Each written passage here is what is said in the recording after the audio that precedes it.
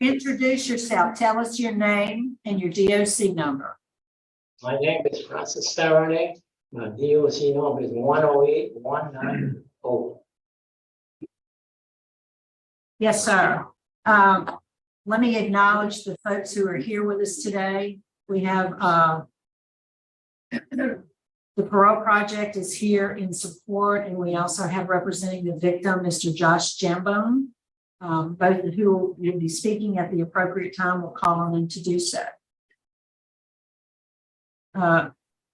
Serigny, you're classified as a third felony offender, currently serving a 55-year sentence for attempted second-degree murder as a habitual offender, and then simple escape, aggravated escape.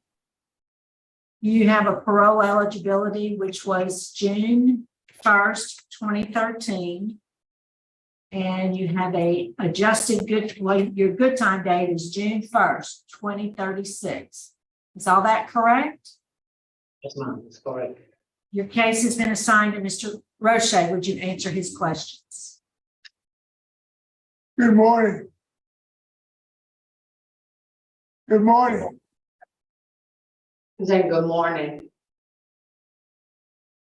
Francis. Mr. Francis.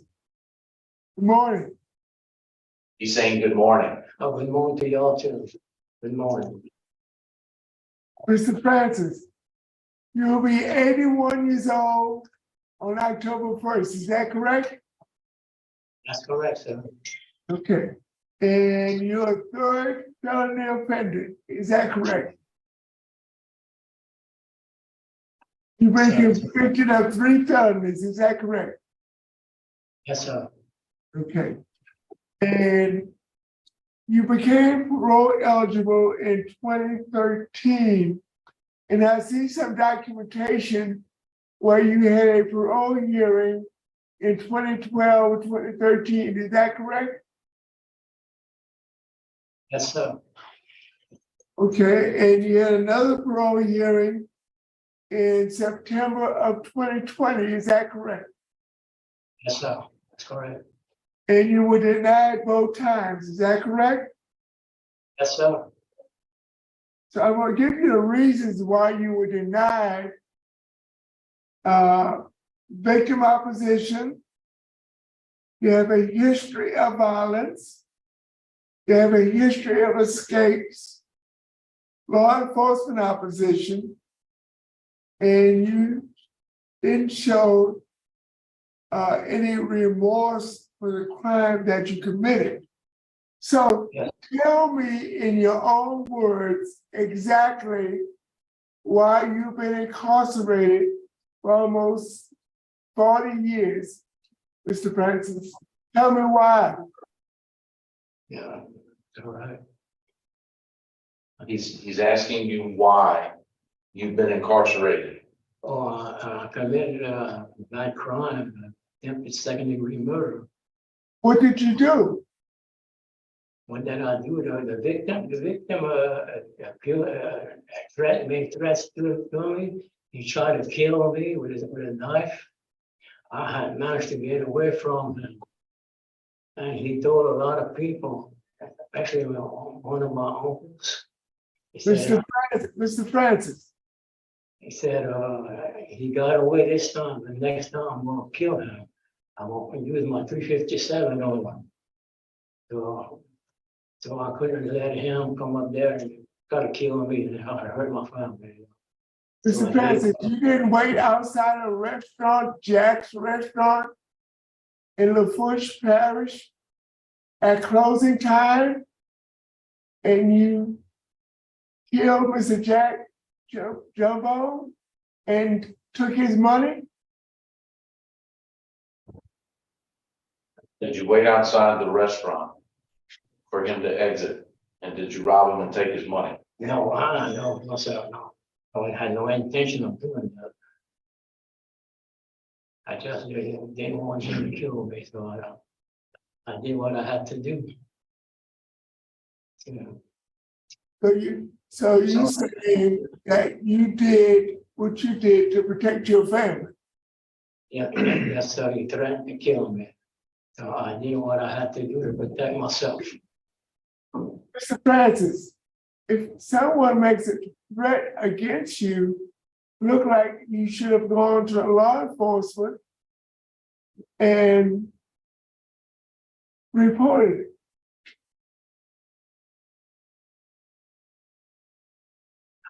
He's asking you if someone made a threat to you, Okay. that he was suggesting that you would report it, or why didn't you report it? Well, it wouldn't have done no good because the man had everybody in his hands. He had the sheriff department in his hands and the court system. He had district attorney. He had a lot of influence with the people. He was a businessman. So you planned premeditatedly with another gentleman from Mississippi to rob and kill Mr. Jumbo.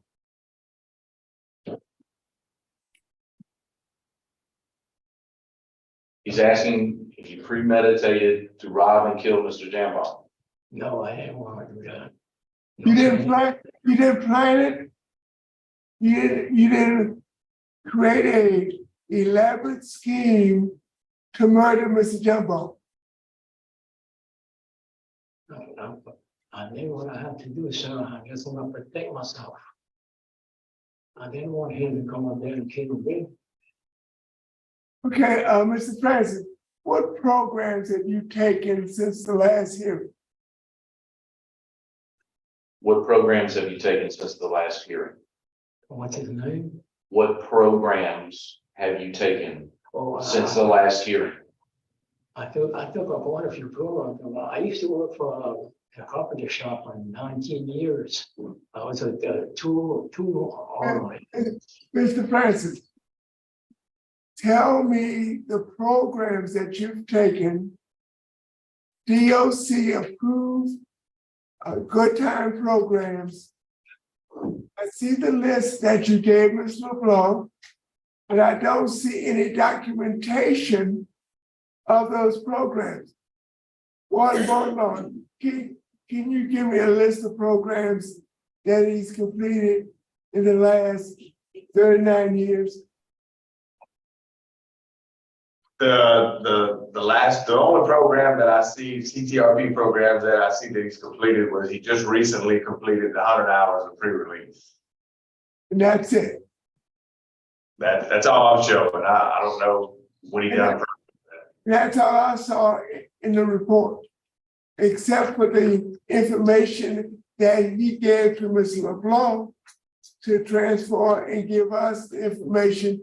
And there's a lot of things living in balance, and I didn't see any documentation.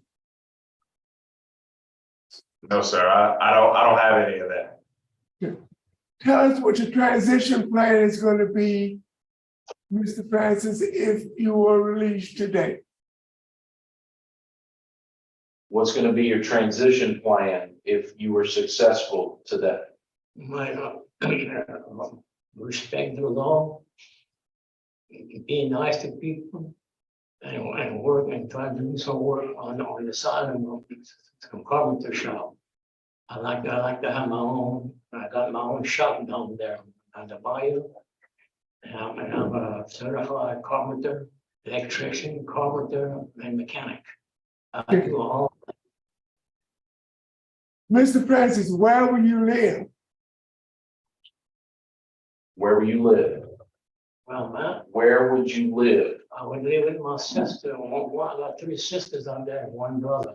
I'd like to live with my sister at 141 West 2nd Street and the Rose, Louisiana.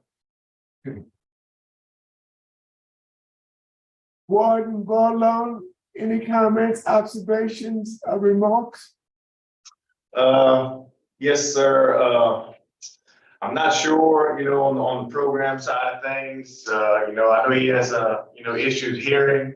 He struggles with that. And from what I see during his incarceration, he just worked as a carpenter for the facilities that he was housed at. But he hasn't had a write-up in, I think, since 2007. He's no trouble here.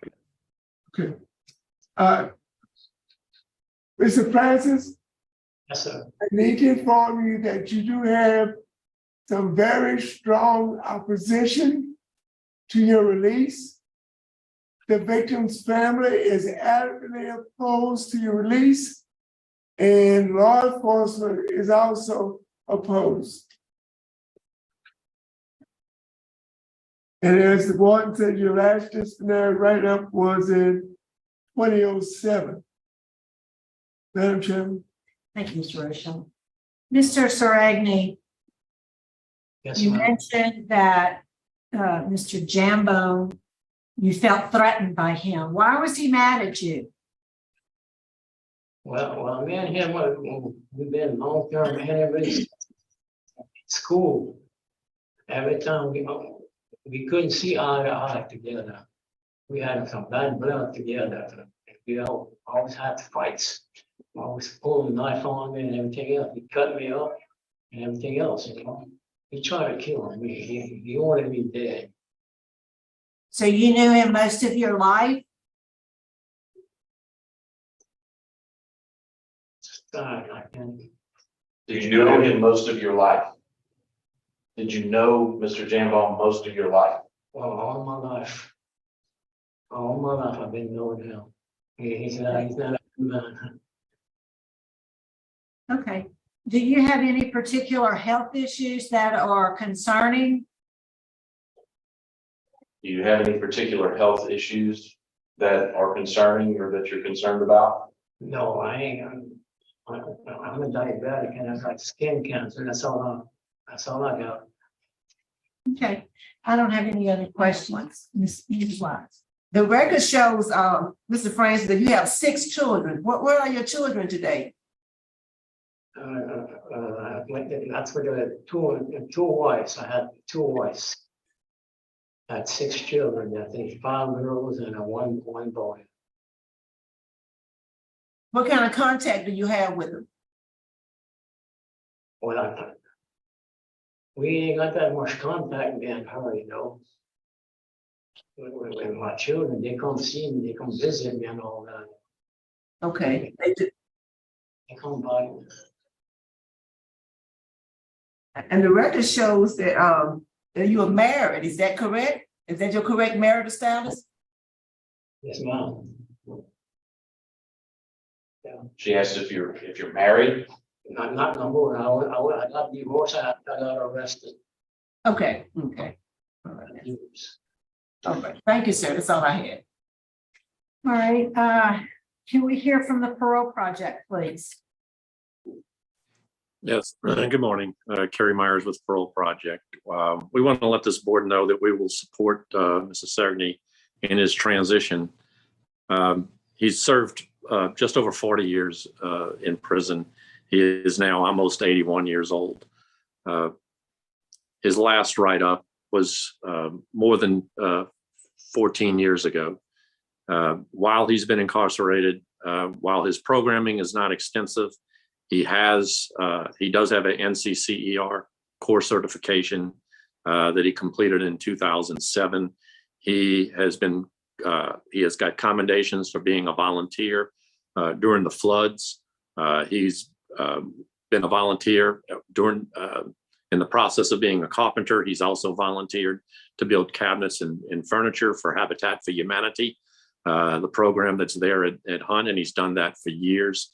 And in the process, he's also tutored other people, other inmates in carpentry and cabinetry while he's done that. So it's not just been idle. He has given back to his community. We're prepared to help him through his transition, make sure he gets connected to all of his medical services, gets connected to any other services that he's entitled to. And we will work with his sister to make a smooth transition to his long-term residence. So we just ask this board, considering all those factors, to grant us parole today. All right, thank you. Thank you. We'll hear from the opposition, Mr. Josh Jambone. Yes, good morning. Thank you. My name is Josh Jambone. I am Jack Jambone's son.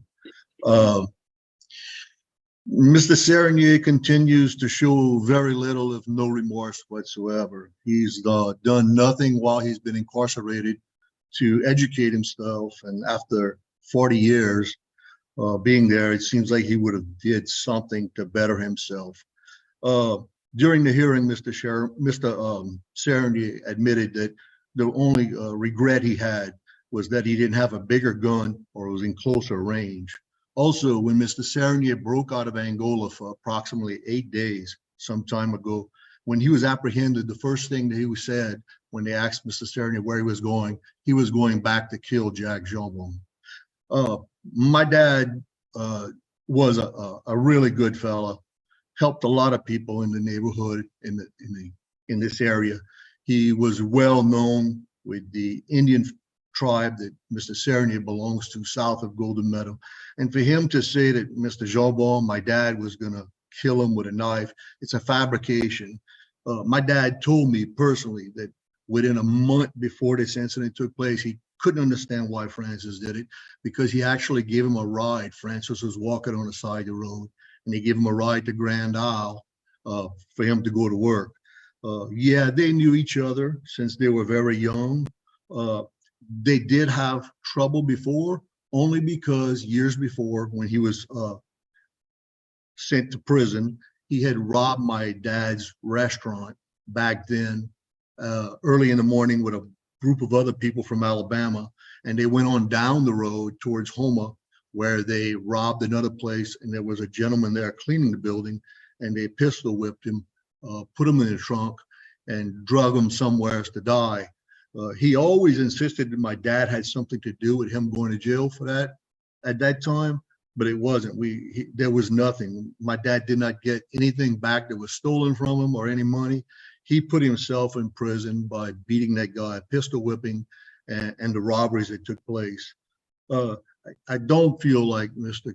Serigny should be released. My family is extremely nervous and scared about this. We have lost my dad in the past 2 years. Mr. Serigny, life has changed down here. All his area is no longer you're able to live. It's all covered, Francis, by water now, the last hurricane we had. So there's no property left for him to come to down in this area. I think it'd be an injustice. Also, I belong to a group of 16,000 plus people, crime fighters, headed by Mr. Irvin Magri, the past president of the Parole Board. And all of them will speak today or will have sent in letters against Mr. Serigny being released, that it would be a threat to society. Thank you. Thank you, Mr. Jambon. We appreciate your speaking with us this morning. So at this time, we'd like Mr. Serigny. Is there a statement you'd like to make to us before we vote? Is there a statement you'd like to make to the board before they vote? I would like us very much to be granted some release, so I could get back with my family and my loved ones. And all I want to do is just try to go home. All right, thank you, sir. I think we are prepared to vote. Mr. Roche? Thank you, Madam Chairman. Mr. Serigny, based upon a lack of programs, a lack of responsibility for your actions, adamant opposition from the victim's family, adamant opposition from law enforcement, and Mr. Serigny, I'm gonna be very honest with you. I think you're still a risk to public safety with your attitude, with your insistence that you had to do something, and so you decided that you would kill Mr. Jambon. I think you're still a risk. My vote is to deny your request.